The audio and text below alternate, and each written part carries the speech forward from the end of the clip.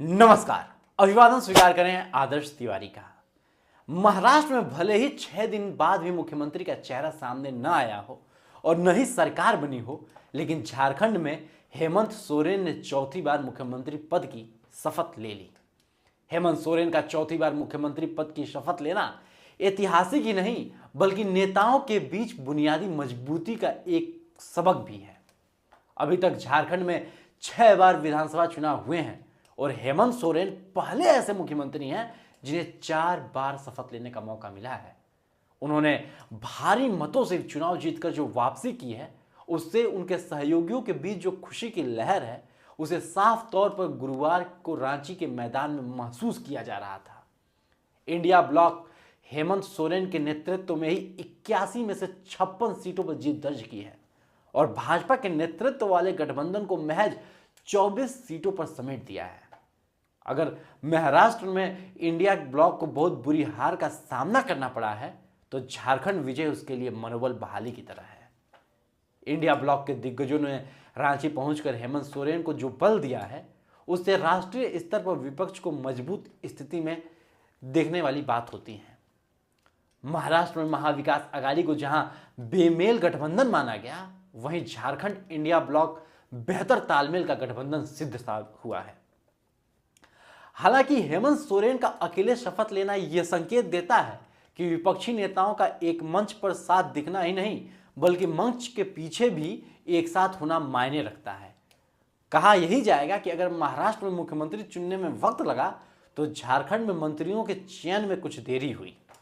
झारखंड में सत्तारूढ़ गठबंधन में मुख्य सत्ताधारी पार्टी के पास अगर 34 सीटें हैं तो उसकी सहयोगी पार्टियों के पास भी 22 सीटें हैं। मतलब इस गठबंधन सरकार को बेहतर तालमेल के साथ अच्छे काम करके दिखाना होगा।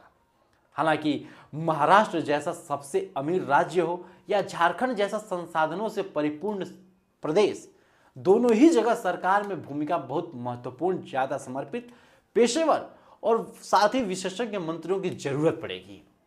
किसी सरकार की सत्ता में वापसी इस बात का प्रमाण होती है कि वह लोगों की नजरों से अभी उतरी नहीं है।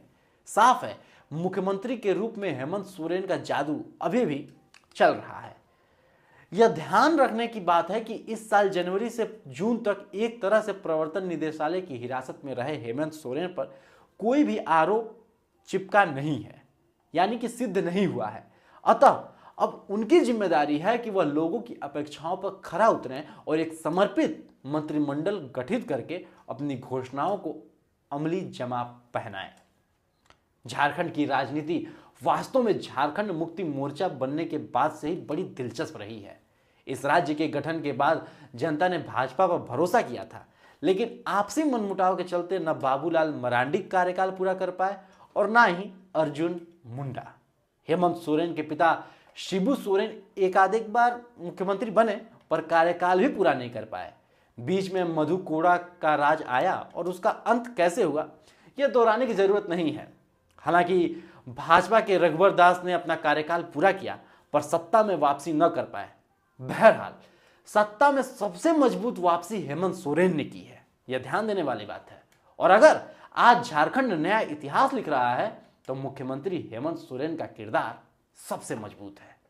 इसी के साथ हमें दीजिए इजाजत। यदि आप इस वीडियो को यूट्यूब पे देख रहे हैं तो चैनल को भी सब्सक्राइब करें और फेसबुक पे देख रहे हैं तो पेज को तुरंत फॉलो करें। धन्यवाद।